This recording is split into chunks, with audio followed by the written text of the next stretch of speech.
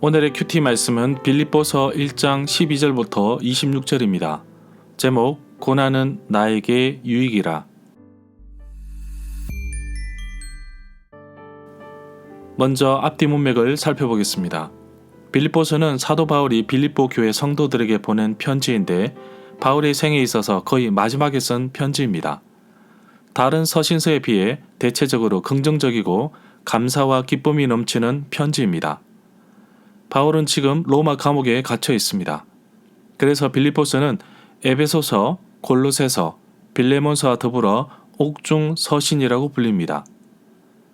4개의 서신 가운데서도 빌립보서만 유일하게 유럽, 마케도니아 지역으로 보냈고 나머지 에베소서, 골로새서, 빌레몬서는 아시아에 있는 교회 사람에게 보낸 편지입니다.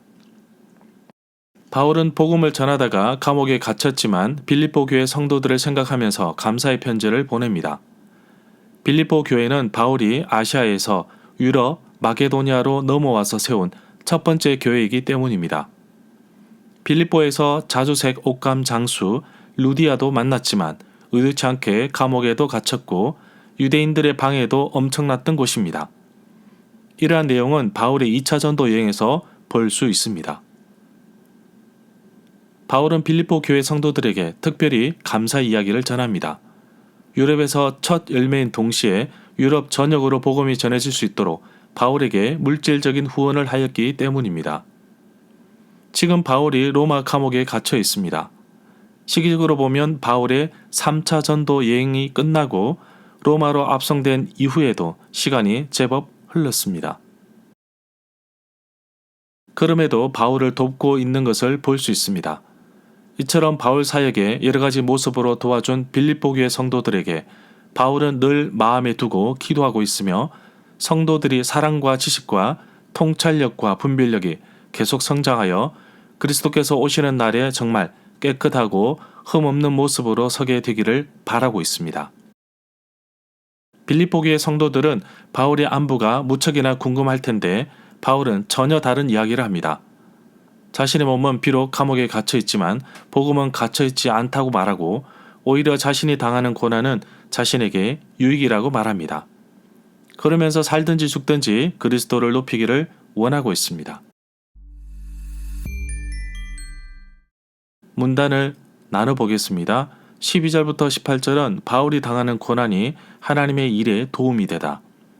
19절부터 26절은 살든지 죽든지. 14절에 보면 바울이 로마 감옥에 갇혀있는 유일한 근거는 주 예수 그리스도의 복음을 전하는 것이었습니다. 복음을 전하다가 사람들이 제기한 소송 때문에 갇혔지만 모두 거짓으로 입증되었습니다. 그래서 바울은 더욱더 담대하게 복음을 전할 수 있었습니다. 16절에 보면 바울은 빌립보 교회 성도들이 처음으로 복음을 받아들인 날부터 지금까지 복음을 위한 일에 참여하고 있음을 보게 됩니다. 그래서 바울은 빌립보서 1장 6절부터 7절에서 빌립보 교회 성도들 안에 착한 일을 시작하신 이가 그리스도 예수의 날까지 이루실 줄을 우리가 확신한다고 말하고 있습니다.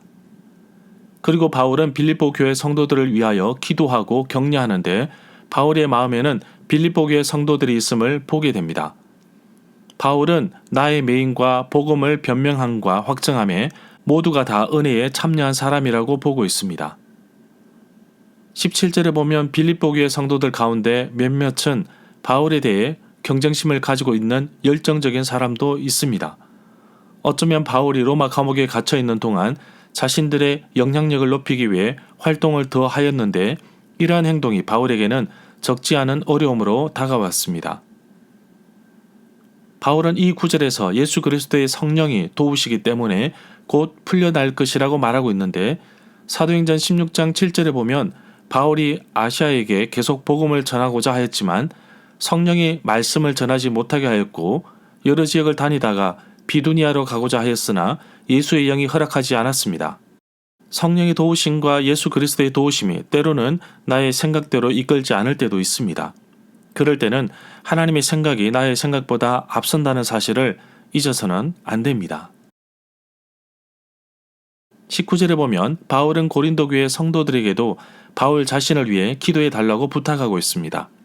그런 이유가 고린도후서 1장 11절에 나오는데 바울 일행이 많은 사람들의 기도로 얻은 은사로 말미암아 많은 사람이 우리를 위하여 감사하게 하려 함이라고 말하고 있습니다.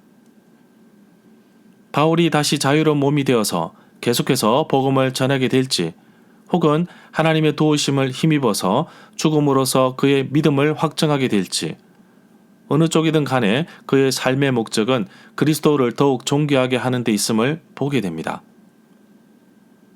23절에 보면 바울이 바라고 원하는 것은 이 세상을 떠나 그리스도와 함께 있고 싶다고 하였는데, 디모데후서 4장 6절에 보면 떠나갈 시각이 가까웠다고 말합니다. 바울이 죽을 날이 가까웠다는 표현인데, 교회는 아직도 바울의 손길이 필요할 때입니다. 그러나 바울은 죽음으로써 예수 그리스도와 연합하는 것을 바라고 소망하고 있지만, 중요한 것은 바울의 삶도 그리스도 안에서의 죽음 안에 숨겨져 있다는 사실입니다. 그래서 빌립보 교회 성도들은 이것을 자랑하고 있습니다. 그렇다면 그리스도 안에 사는 것은 무엇일까요? 바울은 자신의 미래가 불투명한 가운데서도 두 가지의 마음이 교차하고 있습니다. 어쩌면 빌립보 교회 성도들을 보면서 더 오래 살고 싶은 마음이 간절할 수도 있었을 것으로 이해할 수도 있습니다. 25절에 보면 바울은 아직 교회들이 바울을 필요로 하고 있음을 깨닫고 있습니다. 지상의 삶에 좀 더 머물러 있고자 합니다. 비록 감옥에 있지만 그렇다고 해서 아주 복음을 전하지 못하는 상황은 아닙니다. 2년 동안 가택 연금 상태에서도 찾아오는 사람들에게 복음을 전했습니다. 그러나 바울은 자신의 미래에 대해서 너무나 불투명하기 때문에 죽음으로써 그리스도의 곁에 머무는 것과 이 땅에 남은 교회 생각이 교차하면서 마음이 나누어진 것 같습니다. 바울은 빌립보서 2장 24절에서 속히 가게 될 것을 주 안에서 확신하노라 라고 말하는데, 보고 싶어하는 그 마음을 읽을 수 있습니다. 절마다 상세한 설명과 구절 해석, 핵심 내용과 중심 줄거리는 네이버 블로그에 올려져 있습니다. 내게 주시는 교훈입니다. 바울은 그리스도를 위해 한 평생을 바친 사람입니다. 그리스도가 바울의 삶의 목적이었고 복음 전파가 그의 사명이었습니다. 바울은 얼마든지 사도로서 자랑하고 자신을 높일 수 있었지만 살든지 죽든지 그리스도가 높여지기를 간절히 바라고 있습니다. 오늘날 정말 올바른 지도자의 모습을 보여주고 있습니다. 나의 삶의 목표는 무엇이며 나는 무엇을 향해 살고 있나요? 나의 삶의 목적이 무엇인지 다시 한번 생각해 보기를 원합니다. 바울 자신의 상황보다 복음이 어떻게 전해지는지에 더 많은 관심이 있음을 보게 됩니다. 그리스도인이라면 누구나 복음을 전하는 의무를 가집니다. 그러나 모두가 전도의 현장과 선교의 현장으로 나갈 수 없기에 우리는 선교사, 전도자를 세워 이 사명을 이어가게 합니다. 기도합시다. 빌립보 교회 성도들이 바울을 위해 기도하듯이 또 바울이 그토록 보고 싶어하는 기쁨의 성도 빌립보 교회를 가고 싶어 하듯이 큰 사명을 가진 자들이 맡은 사역을 지혜롭게 잘 감당할 수 있도록 기도와 물질로 도와야겠습니다. 바울에게 복음이 전해지는 것은 그의 꿈이자 비전이었습니다. 그 꿈이 자신의 삶을 이끌었고 그 비전이 어려움과 고난 속에서도 이길 수 있도록 버팀목이 되었습니다. 목적이 나의 삶을 이끕니다. 나의 삶의 목적은 무엇인지 오늘 하루 바울을 깊이 생각하며 고민해 봅시다. 그리고 2000년이 지난 오늘날 어떻게 하면 복음을 전하는 데 도움이 될지 깊이 생각해 보는 하루가 되기를 간절히 소망합니다.